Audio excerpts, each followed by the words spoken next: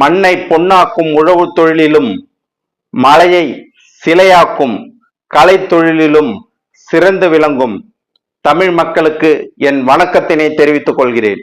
இன்று நாம் பேரறிஞர் அண்ணா அவர்களின் கதைகளில் மரத்துண்டு என்ற கதையை கேட்கவிருக்கிறோம்.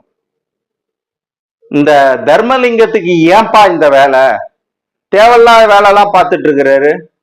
அதெல்லாம் ஒரு வீடா? அது ஓட்டையும் உடச்சலும் கொஞ்ச நாள்ல அதுவாகவே குட்டிச்சவர் ஆயிடும்பா. குட்டிச்சவர் கழுத மேற இடமா இருக்கும். அதை போய் வாங்கி இவரு சரி பண்ணிட்டு இருக்கிறாரு. இவருக்குன்னா வேற வேலை இல்லையா?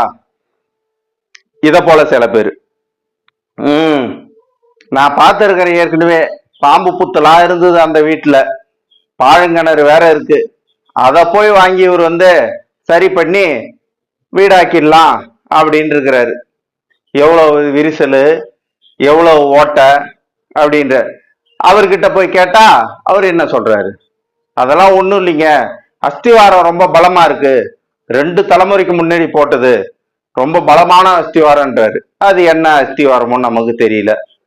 யாரு பேச்சையும் கேட்க மாட்டாரு. அவரு பிடிவாதமா அந்த வீட்டை சரி பண்ணி குடியேறிடலான்னு நினைக்கிறாரு. என்னப்பா நீ இப்படி சொல்லிட்ட?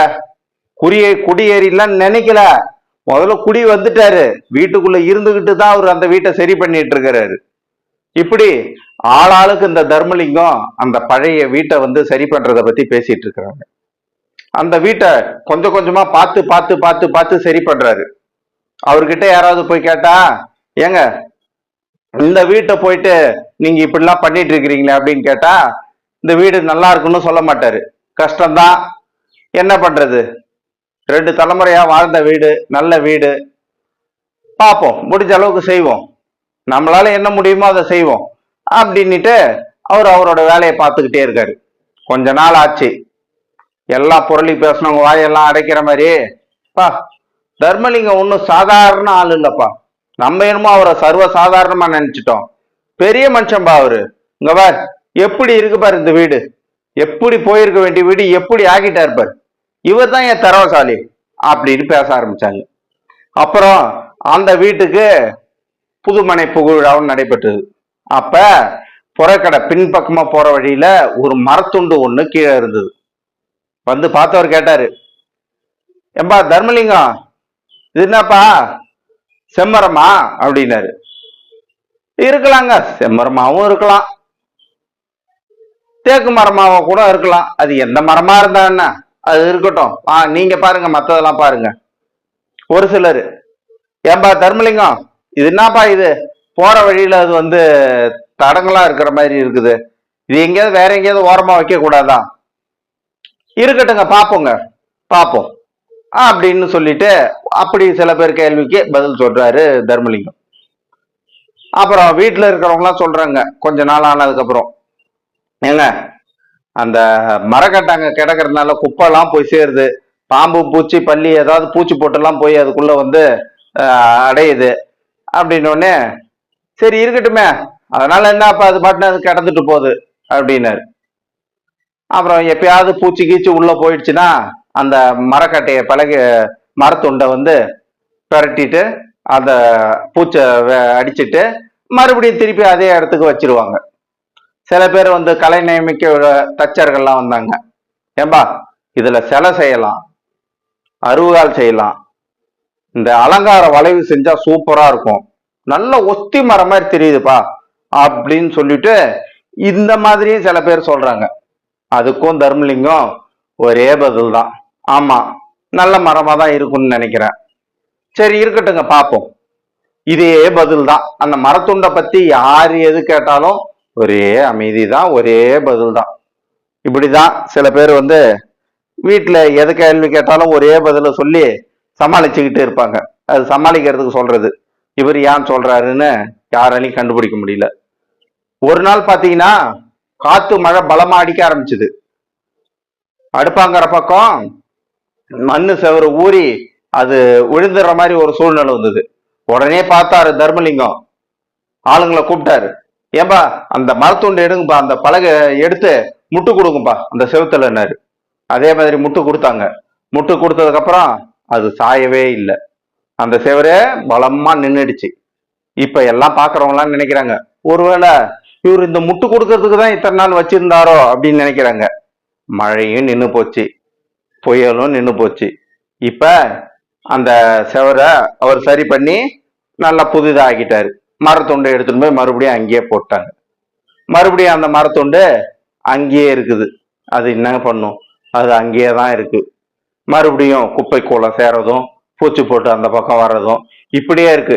வரவங்க போறவங்க ஆளுக்கு ஒன்று சொல்லிட்டு இருக்கிறாங்க.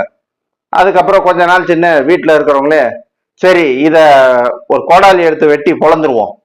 பொழந்துட்டோம்னா அடுப்பு எரிக்க வாதாகும். எதுக்காகும்? அடுப்பு எரிக்க வாதாகும். அடுப்பு அது எரிக்கலாங்க.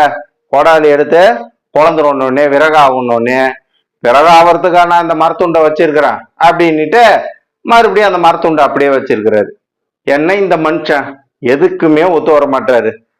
இப்படியே போயிட்டு இருக்குது. நாட்கள் போக போக பார்த்தா வேற ஒருவர் வரார். ரொம்ப நாள் சென்னு அந்த மரத்துண்டு, என்னப்பா நல்ல அருமையான மரமா இருக்கு. மறுபடியும் முதல்ல இருந்து அதே கேள்விதான். போயிட்டு அந்த மரத்துண்டை பிரட்டி பார்த்தா கரையான் செல்லு அரிச்சிருக்கு. ஓஹோ, இதனாலதான் இந்த மரத்துண்டு இங்கேயே போட்டீங்களே, எதுக்கும் பயன்படாதுன்னு அவரு கேட்டாரு. அவரு பார்வைக்கு இப்படியே ஆளாளு வந்தவங்க பார்வைக்கெல்லாம் ஆளாளுக்கு ஒரு கேள்வி கேட்டுக்கிட்டே இருக்கிறாங்க. ஆனா இதுக்கு தர்மலிங்கம் எல்லாத்துக்கும் ஒரு சமாளிக்கக்கூடிய பதில் தான் சொல்றாரு. ஆனா அந்த மரத்துண்டு வாயை திறந்து ஒரு வார்த்தை, நீ என்ன கதவாக்கலாம், ஜன்னலாக்கலாம், தோரணமாக்கலாம், சிலையாக்கலாம், விறகாக்கலாம், யாருக்கிட்டையாவது கொடுத்துடலாம், வித்து காசாக்கலாம், எதுவுமே அது வாயை திறந்து சொல்ல முடியல.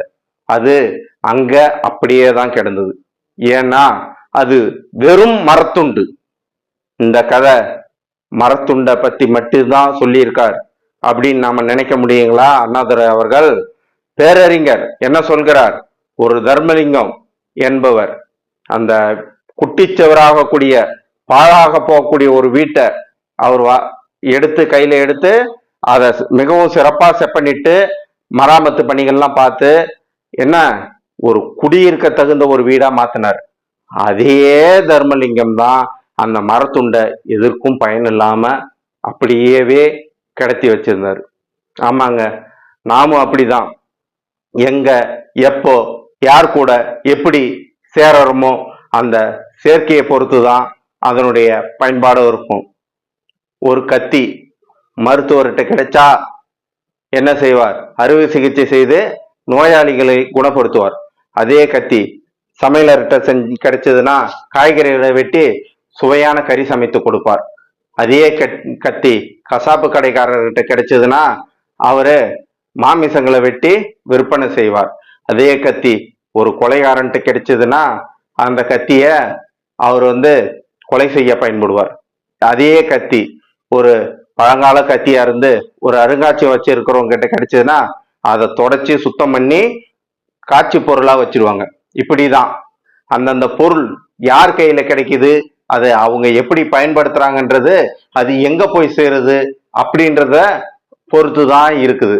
அப்ப நம்ம கிட்ட ஒரு நல்லது ஒரு வாழ்க்கை கிடைச்சிருக்கு, நமக்கு நல்ல ஒரு வாய்ப்பு கிடைச்சிருக்கு, நல்ல ஒரு மனிதன் என்ற ஒரு பிறவி கிடைச்சிருக்கு, இதெல்லாம் கிடைச்சிருக்கு. இதை நாம எப்படி சீரும் சிறப்புமாக செம்மையாக பயன்படுத்தணும், நம்மளுடைய அறிவியல் சிந்தனையை பகுத்தறிவு சிந்தனையை வளர்த்து நமக்கு கிடைத்திருக்கிற இந்த அறிவை நம்ம சிறப்பா பயன்படுத்தி வையத்துள் நாம் சிறந்ததொரு வாழ்க்கையை வாழ வேண்டும். எப்படி ஒரு மறைமுக கருத்து தான் இந்த மரத்துண்டு என்ற கதை மூலமாக பேரறிஞர் அவர்கள் நமக்கு கூறுகிறார். மீண்டும் ஒரு நல்லதொரு கதையுடன் சந்திப்போம். நன்றி, வணக்கம்.